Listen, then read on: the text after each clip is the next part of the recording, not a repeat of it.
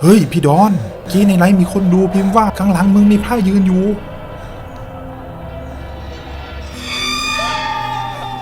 รถยนต์4 วิวไร้คันงาพุ่งทะยานอย่างเร่งร้อนจนกระทั่งเข้ามาถึงหมู่บ้านดอนใหญ่ทำให้ชาวบ้านต่างพากันมองค้อนตามหลังเท่าทุยผู้ใหญ่บ้านดอนใหญ่เดินตรงเข้ามาตะคอกเสียงดังใส่หน้าลูกชายคนเล็กทันทีเอ็งจะรีบไปไหนวะไอ้น้อยน้ำมันยิ่งแพงๆอยู่เฮ้ยรีบมาขอเงินพ่อนี่ไงยอกพ่อพี่ดอนล่ะอยู่หรือเปล่านั่นไอ้ลูกคนนี้นี่ขอมาก็ไม่มีให้ดอกข้านี่สิจะขอเองโน่นพี่เองมานอนเฝ้าวัวอยู่กระท่อมท้ายบ้านลางานหรือยังไงถึงได้กลับบ้านมาหาพ่ออ๋อใช่ครับผมลาพักร้อนพอดีเจ้านายให้สลับกันลาผมเลยฉวยโอกาสมาก่อนใครเออมาบ้านก็พักผ่อนซะนะอย่าพาพี่ของเองไปเปรี้ยวตีนกันให้มาเท่าทุยพระไปทำหน้าที่ของตนทิ้งให้น้อยมองตามด้วยรอยยิ้มสองพี่น้องคู่นี้มีความเป็นอยู่ที่แตกต่างกันราวฟ้ากับดินน้อยมีโอกาสเรียนจบสูงและมีงานทำที่ดีขณะที่ดอนพี่ชายต้องลำบากตากตำช่วยพ่อทำนาเลี้ยงบัวเพื่อส่งน้องเรียนแต่นั่นก็ไม่ได้ทำให้ดอนรู้สึกน้อยใจไปแม้แต่น้อยเขายังคงใช้ชีวิตตามปกติเอ้าเฮ้ยไอ้น้อยล้มบ้าหมูหอบเองมาหรือยังไงสบายดีนะผมลาพักร้อนได้5 วันนะผมว่าจะพาพี่ไปนั่งห้างยิงสักหน่อยนะเฮ้ยนี่เองกำลังคิดอะไรอยู่ถึงอยากจะเข้าป่าล่าสัตว์ทั้งที่รู้ดีนะตอนนี้มันเป็นสิ่งผิดกฎหมายแล้วนะโว้ยไม่รู้เป็นเพราะอะไรเหมือนกันแต่พักหลังมานี้ผมได้อ่านนวนิยายเกี่ยวกับป่าเลยอยากรู้ว่าบรรยากาศตอนนั่งห้างในยามค่ำคืนมันจะเหมือนกับที่นักเขียนเขาบรรยายไว้หรือเปล่านะพี่และอีกอย่างบ้านเราจะหากิจกรรมอะไรอื่นทำได้อีกนอกเสียจากว่าจะไปเที่ยวร้านคาราโอเกะดอนพยักหน้าตกลงเพราะไม่อยากขัดใจน้องชายเย็นวันนั้น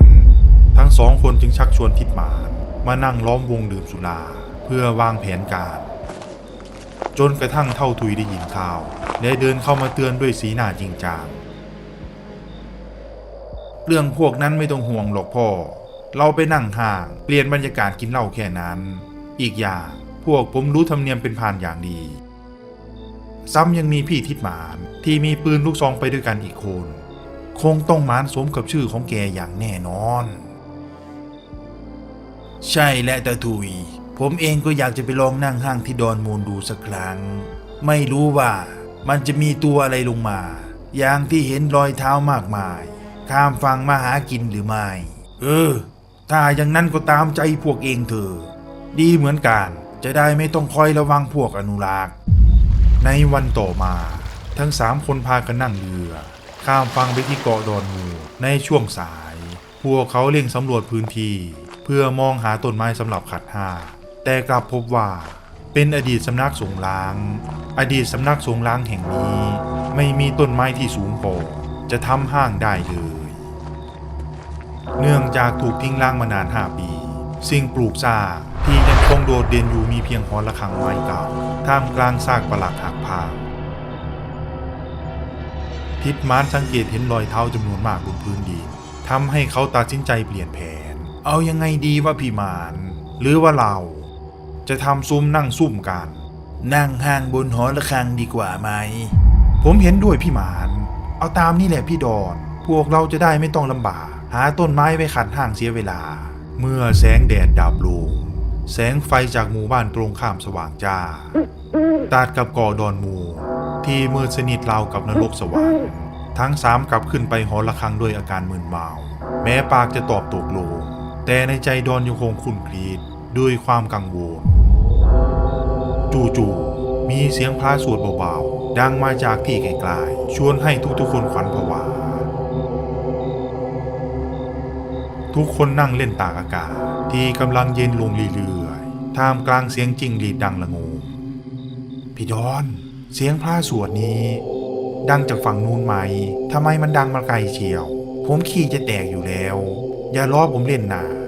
มึงอยากจะไปทักอีกนะเงียบเอาไว้คุยเรื่องอื่นเฮ้ย เฮ้ยพี่ดอนผมจะเล่าเรื่องอะไรให้ฟังนะตอนอยู่โรงงานนะพวกเพื่อนๆว่าผมอยู่บ้านนอกแท้ๆเลยแต่ทำไมไม่เคยไปนั่งห้างยิงซะผมเลยจะถ่ายวิดีโอไลฟ์สดให้พวกมันดูแบบเรียลลิตี้ไปเลยทั้งคืนพี่ดอนว่าดีไหมข้าจะรู้จักไม่นานวันๆเลี้ยงแต่วัวเงินก็ไม่มีสาวๆเขาก็ไม่เลี้ยวแลพูดมาข้าน้อยใจจริงๆทิดหมานอยากสะกิดขาข้าดิเฮ้ยรำคาญดูนู่นเงียบไว้ทุกคนกูว่าเหมือนมีคนกำลังเดินใกล้เข้ามานะเฮ้ยตายหาแล้วไอ้น้อยนั่นมันคนนี่หว่านั่น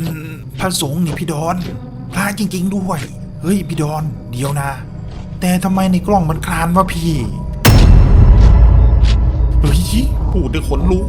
อะไรของมึงวะพระก็ยืนอยู่นี่ขณะนั้นน้อยมองผ่านกล้องพระค่อยๆคลานใกล้เข้ามาเรื่อยๆไปนั่งทำอะไรกันบนนั้นล่ะโยมคือพวกเรามานั่งห้างรอยิงสัตว์นะครับนี่อย่าบอกนะว่าหลวงพ่อยังอาศัยอยู่ที่นี่ใช่แล้วล่ะโยมอาตมายังอาศัยอยู่ที่นี่แต่เฉพาะตอนกลางคืนเท่านั้นนะส่วนกลางวันอาตมาจะต้องไปจำศีลอยู่ในถ้ำที่ป่าดงใหญ่ฝั่งตรงข้ามว่าแต่พวกโยมเธอทำไมถึงกล้าเข้ามานั่งห้างที่นี่ทั้งที่รู้ว่าเป็นสถานที่ปฏิบัติธรรมมาก่อนเสียงพูดทำให้ทิดหมานสะดุ้งตื่นขึ้นมาด้วยความงัวเงียแต่ทันทีที่เขามองไปเห็นร่างที่อยู่เบื้องล่างทิดหมานก็ตาเบิกค้างด้วยความหวาดกลัวสุดขีดน้อยที่กำลังถือโทรศัพท์ไลฟ์สดอยู่ก็ต้องช็อกกับภาพที่ปรากฏอยู่บนหน้าจอนั่นมันไม่ใช่คนนี่ดูนี่ก่อนพี่ดอนในกล้องมันเป็นตัวอะไรกันแน่บ้าไปแล้วนั่นมันผีพระเฮ้ยนั่นจะทำอะไรกันหรือโยมฆ่าพระมันเป็นบาปหนักนะโยมอย่ามาทำไขซื้อหน้าหลวงพ่อท่านมันไม่ใช่คนในเมื่อรู้อย่างนั้นแล้วจะรีรออะไรอีกเล่าลงมาให้อาตมากินซะดีๆลงมาเถอะนะโยมนะจู่ๆก้าวของดันตกลงไปที่พื้นขณะที่ดอนตัดสินใจคว้าปืนแก๊สยิงใส่ทันทีเสียงปืนแฝดสนั่นทำเอาร่างนั้นพังงาหงายตกลงไปแต่เมื่อควันปืนจางหายกลับไม่มีร่างใดปรากฏอยู่เบื้องล่างทิดหมานจึงรีบตัดสินใจลงไปเอาข้าวของและเตือนพวกน้องๆว่าพวกเรากำลังโดนลองดีพี่ดอนในไลฟ์มีคนคอมเมนต์บอกว่าพวกมึงรีบลงมาข้างหลังมี3ตัวนะไอ้สิเว้ยรอให้มาแดกไส้มึงได้ไงวะไอ้น้อยทั้ง3คนลงไปข้างล่างด้วยอาการขวัญผวาทิดหมานก็ต้องหยุดชะงักเมื่อรู้สึกว่ามีบางอย่างสัมผัสที่ข้อเท้าเบ้ผีจับขาทิดหมานน้ำเสียงสั่นเครือทว่าเมื่อน้อยสาดไฟฉายไปดูกลับพบว่าเป็นเพียงเศษผ้าเก่าๆที่ยังเปียกน้ำเมื่อทิดหมานก้มคว้าปืนลูกซองและย่ามคู่ใจได้แล้วทั้งหมดจึงรีบบ่ายหน้า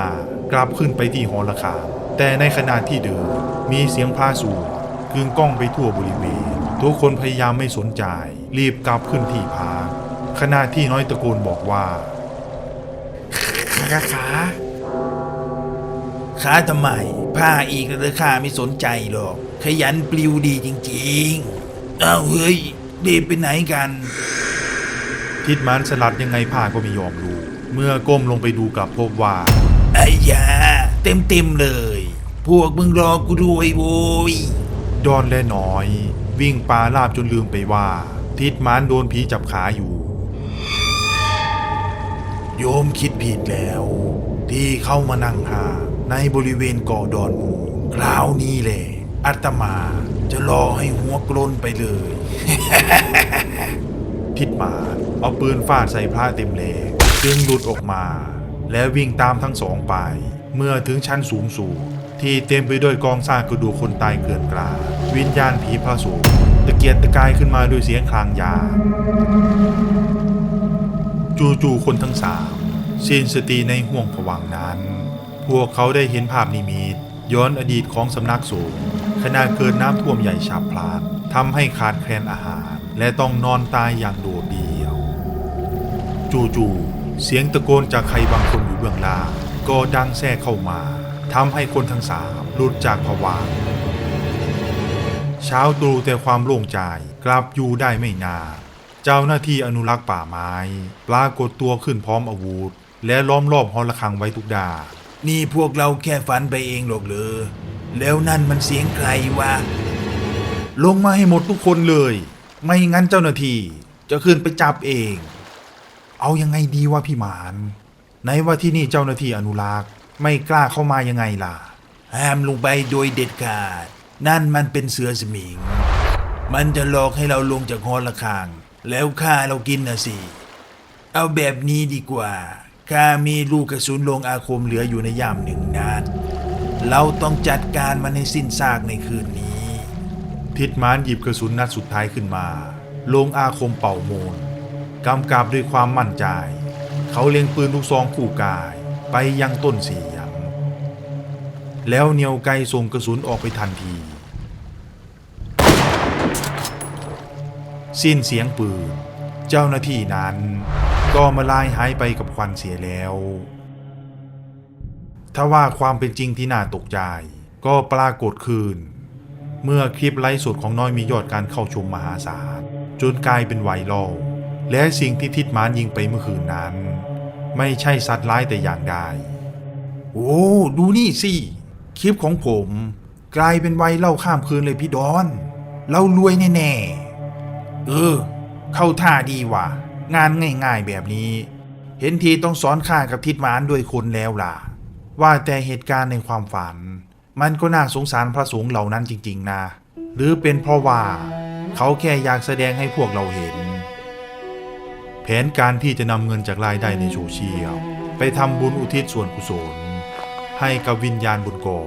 ต้องพังทลายลงเมื่อเจ้าหน้าที่อนุรักษ์ป่าไม้เข้าชาร์จจับกุมตัวคนทั้ง3ทันทีที่ก้าวเท้าลงจากหอระฆังพวกเขาถูกคุมตัวไปดำเนินคดีตามกฎหมายอย่างเลี่ยงไม่ได้โดยมีหลักฐานมัดตัวแน่นหนาจากคลิปวิดีโอที่น้อยเป็นคนถ่ายทอดสดเองกับมือ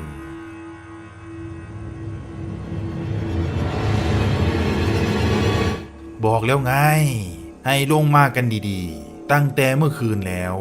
ยังมีหน้ามายิงไล่ข่ายนอนพักกันสักคืนนะพ่อหนุ่มพี่ต้องทำตามหน้าที่